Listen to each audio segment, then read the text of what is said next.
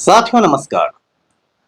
पटना बिहार से मैं Amitabh Kumar Das, IPS 94 batch, और आप देख रहे हैं मेरा अपना यूट्यूब चैनल दास बोले बिंदास।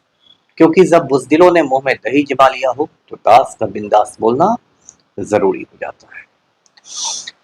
साथियों, हिंदुस्तान में एक बार फिर भारत छोड़ो आंदोलन शुरू हो गया है। लोग चाहते हैं कि नरेंद्र मोदी और अमित शाह दोनों भारत छोड़कर भाग जाएं, और लगता है कि रंगा बिल्ला को जल्दी ही हिंदुस्तान छोड़कर भागना पड़ेगा। इस वीडियो को आखिर तक दिल थाम कर देखिए। साथियों, आप जानते हैं कि 1942 में 1942 में हिंदुस्तान में भारत छोड़ो आंदोलन हुआ था, जिसे इंग्लिश में कहते हैं क्विट इंडिया मूवमेंट। 8 अगस्त 1942 को बंबई के ग्वालियर टैंक मैदान में कांग्रेस ने भारत छोड़ो प्रस्ताव पारित किया, अंग्रेजों से भारत छोड़ने के लिए कहा। उसके बाद गांधी जी का भाषण हुआ, करो या मरो, डू और डाई। और उसके बाद पूरे हिंदुस्तान में भारत छोड़ो आंदोलन फैल गया था। 2026 में फिर ऐसे हालात बन गए हैं कि भारत छोड़ो आंदोलन शुरू हो चुका है एक तरह से। लेकिन इस बार अंग्रेज निशाने पर नहीं है, इस बार अंग्रेजों से नहीं कहा जा रहा है भारत छोड़ने के लिए। इस बार लोगों का गुस्सा नरेंद्र मोदी और अमित शाह पर है, और पूरा हिंदुस्तान रंगा बिल्ला से यानी मोदी और शाह से छुटकारा पाना चाह रहा है। ऐसे हालात क्यों आ गए? साथियों, 2014 में जब नरेंद्र मोदी हिंदुस्तान के वजीर आजम बने थे, प्रधानमंत्री बने थे, तो उन्होंने हिंदुस्तानियों को बड़े बड़े ख्वाब दिखाए थे। कहा गया था कि 100 दिनों के अंदर देश का काला धन विदेशों से आ जाएगा। कहा गया था कि हर हिंदुस्तानी के बैंक अकाउंट में 15-15 लाख रुपए आ जाएंगे। हर साल 2 करोड़ युवाओं को रोजगार मिलेगा। 100 स्मार्ट सिटी बनेंगे, बुलेट ट्रेन चलेगी, पाक अधिकृत कश्मीर यानी पीओके पर दोबारा भारत का कब्जा हो जाएगा, दाऊद इब्राहिम गिरफ्तार हो जाएगा, भारत विश्व गुरु बन जाएगा, वगैरह वगैरह। इसके बाद नरेंद्र मोदी की सरकार बनी। अमित शाह गुजरात के दिनों से ही मोदी का दाहिना हाथ रहा है, और फिर रंगा बिल्ला की हिंदुस्तान पर हुकूमत शुरू हो गई। 12 साल बाद जब हम पीछे मुड़ के देखते हैं तो एक भी वादा इन लोग का पूरा नहीं हुआ। ये लोग कहते थे कि 100 दिनों में देश का काला धन यानी ब्लैक मनी विदेशों से आ जाएगा। 5 पैसा विदेशों से नहीं आया, उल्टे इनके कई करीबियों ने हिंदुस्तान को लूट लिया। नीरव मोदी 12,000 करोड़ रुपया हिंदुस्तान का लूट करके भाग गया।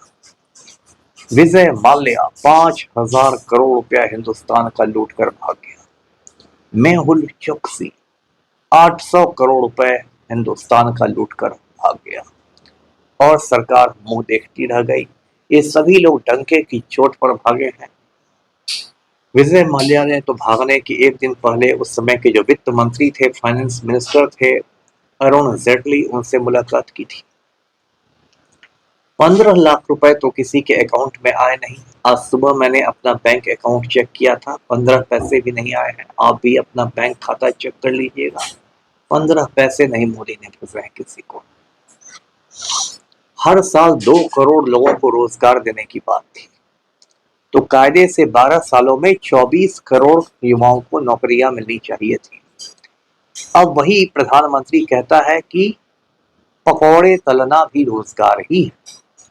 अब बताइए, ये तो युवाओं के जले पर नमक छिड़का जा रहा है। क्या कोई लड़का या कोई लड़की 16-16 घंटे रोज पढ़ाई करती है तो वो पकौड़ा तलने के लिए पढ़ाई करती है? या कोई लड़का मेडिकल की पढ़ाई करता है या कोई लड़की बीटेक करती है तो क्या वो पकौड़ा तलने के लिए करती है? तो कितना संवेदनहीन बयान है, कितना इनसेंसिटिव बातें की जा रही है। स्मार्ट सिटीज की बातें की गई थी, 100 स्मार्ट सिटीज की, एक भी स्मार्ट सिटी नहीं बना है, और दिल्ली जो कि राजधानी है, दुनिया के सबसे प्रदूषित शहरों में एक है। सबसे ज्यादा पॉल्यूशन वाले शहरों में दिल्ली की गिनती हो रही है। बुलेट ट्रेन नहीं चली, कुछ भी नहीं हुआ। तो हुआ क्या?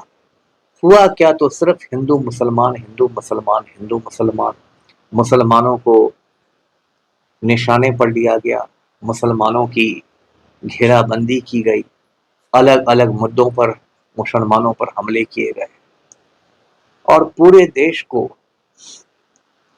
गुजराती पूंजीपतियों के हवाले कर दिया गया।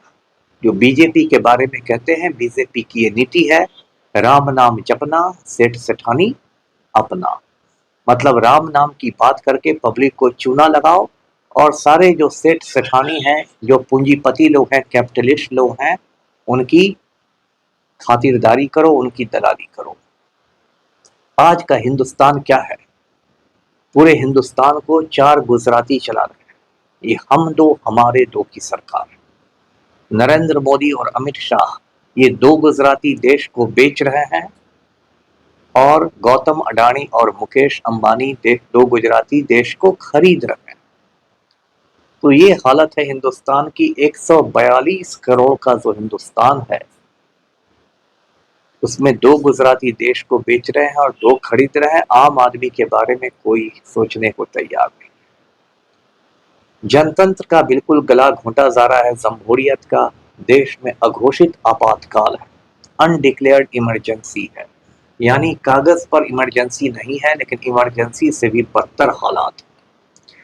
कोई यदि सरकार के खिलाफ आवाज उठाता है, उसके यहाँ ईडी का रेड हो जाता है, उस पर सीबीआई के झूठे मुकदमे हो जाते हैं, किसी पर एनएसए लगा दिया जाता है, नेशनल सिक्योरिटी एक्ट, और कहा जाता है कि ये कौमी हिफाजत के लिए खतरा है, राष्ट्रीय सुरक्षा के लिए खतरा है। किसी पर यूएपीए का मुकदमा कर दिया जाता है। विपक्षी पार्टियों को तोड़ा जा रहा है। हर जगह ऑपरेशन लोटस चलाया जा रहा है। 50 करोड़ में विधायक खरीदे जाते हैं, 75 करोड़ में एमपी खरीदे जाते हैं, सरकारें गिराई जाती है, पार्टियों को तोड़ा जाता है। महाराष्ट्र में इन लोगों ने शिवसेना को तोड़ दिया, एनसीपी को तोड़ दिया, राष्ट्रवादी कांग्रेस पार्टी को। इन्होंने बंगाल में तृणमूल कांग्रेस को तोड़ दिया। हाल में इन लोगों ने राज्यसभा में आम आदमी पार्टी को तोड़ दिया। सारी पार्टियों में पैसे के नाम पर तोड़ फोड़ मचाई जाती है। राम मंदिर में 1000 करोड़ की चढ़ावा चोरी हो गई। हनुमान जी का गदा गायब हो गया। राम जी की चरण पादुकाएं गायब हो गई। सोने की रामचरितमानस गायब हो गई। 3 लुटेरों ने ये लूट मचाई है राम मंदिर में। नरेंद्र मोदी ने, योगी आदित्यनाथ ने और मोहन भागवत ने। और उनको बचाने के लिए पूरा सिस्टम एक हो गया। चंपत राय पर एफआईआर इसलिए नहीं किया गया राम मंदिर कांड में, क्योंकि चंपत राय ने सबको धमकाया है कि मुझे यदि फंसाओगे तो मैं सबकी पोल खोल दूंगा। अंतरराष्ट्रीय स्तर पर, इंटरनेशनल लेवल पर हिंदुस्तान की कोई अब इज्जत नहीं रह गई है। नरेंद्र मोदी ने एप्स्टीन के टापू पर जाके छोटी छोटी लड़कियों के साथ अय्याशी की थी। आप जानते हैं जेफरी एप्स्टीन एक अमेरिकी धन्ना सेठ था, अमीर आदमी था। उसने समंदर में एक टापू खरीदा जिस पर कम उम्र की लड़कियां आती थी और दुनिया के बड़े बड़े लोग वहां जाके अय्याशी करते थे। नरेंद्र मोदी ने भी की। डोनाल्ड ट्रंप के पास नरेंद्र मोदी की अय्याशी के वीडियो है, इसलिए डोनाल्ड ट्रंप नरेंद्र मोदी को ब्लैकमेल करता है, धमकाता है, अपनी बातें मनवाता है। ट्रंप ने हुक्म दिया कि ऑपरेशन सिंदूर बंद किया जाए, तो सरेंडर मोदी ने ऑपरेशन सिंदूर बंद कर दिया। ट्रंप ने हुक्म दिया कि रूस से कच्चा तेल खरीदना बंद किया जाए, तो सरेंडर मोदी ने रूस से कच्चा तेल खरीदना बंद कर दिया। ट्रंप ने हुक्म दिया कि भारत अमेरिका में व्यापार समझौता हो सिर्फ अमेरिका की शर्तों पर, तो सरेंडर मोदी उसके लिए तैयार हो गया। एक भी इम्तिहान हिंदुस्तान में बिना पेपर लीक के नहीं हो रहा है। दिल्ली में जंतर मंतर में हजारों बच्चे बैठे हुए हैं, उनको बर्बरता से कुचला जा रहा है, लड़कियों के कपड़े फाड़े जा रहे हैं। एक लड़का गिर जाता है सड़क पर, उसको 5 पुलिस वाले पीट रहे हैं। सोनम वांगचुक को गुंडों की तरह उठा लिया जाता है। राहुल गांधी पीएम हाउस के सामने बैठते हैं तो विपक्ष के नेता के साथ धक्का मुक्की होती है। राहुल गांधी की नाक से खून निकल जाता है। पूरे कश्मीर से कन्याकुमारी तक अब ये जनजी क्रांति फैल गई है। जो गोदी मीडिया के दलाल हैं वो भौंक रहे हैं, वो जनजी क्रांति को बदनाम करने की कोशिश कर रहे हैं। उनका कहना है कि ये जो जनजी की क्रांति हो रही है, इससे अमेरिका से फंडिंग हो रही है, चीन से फंडिंग हो रही है, इसका पाकिस्तान से कनेक्शन। ये गोदी मीडिया ऐसा ही है। जब किसान आंदोलन करते हैं तो उसको खालिस्तानी कहता है, मुसलमान कोई बात कहते हैं तो उसको पाकिस्तानी कहता है, जेएनयू के बच्चे कुछ कहते हैं उनको टुकड़े टुकड़े गैंग कहा जाता है।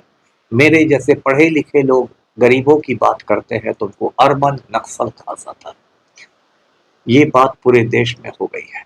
अब तक धर्मेंद्र प्रधान का इस्तीफा नहीं लिया गया और अब तो खैर लोग मोदी के इस्तीफे की मांग कर रहे हैं। नरेंद्र मोदी ने जितनी गालियां सुनी है, भारत के इतिहास में किसी भी प्रधानमंत्री ने उतनी गालियां नहीं सुनी है। मैंने पहले भी आपको अपने वीडियो में बताया है कि नरेंद्र मोदी लगातार इजराइल के प्रधानमंत्री से संपर्क में है, बेंजामिन नेतन्याहू से, और यदि मोदी को देश छोड़ के भागना पड़ा तो इजराइल उनको शरण दे सकता है। नेतन्याहू की दिक्कत यह है कि इजराइल में भी अक्टूबर में आम चुनाव होने वाले हैं और नेतन्याहू की हार पक्की है। इसलिए नेतन्याहू भी अभी मोदी की बहुत मदद करने की स्थिति में नहीं है। इसी बीच खबर आ रही है कि सीआरपीएफ की कई टुकड़ियों को, कई बटालियंस को कश्मीर से मंगाया गया है दिल्ली, बंगाल से मंगाया गया है दिल्ली, और अब इस आंदोलन को और ज़्यादा कुचलने की तैयारी नरेंद्र मोदी और अमित शाह कर रहे हैं। लेकिन साथियों, ये क्रांति शुरू हो चुकी है, ये क्रांति रुकेगी नहीं। भारत छोड़ो आंदोलन भी शुरू हो गया है। रंगा बिल्ला को जल्दी ही हिंदुस्तान छोड़कर भागना पड़ेगा। वीडियो को लाइक कीजिए, शेयर कीजिए, चैनल को सब्सक्राइब कीजिए। धन्यवाद। जय हिंद।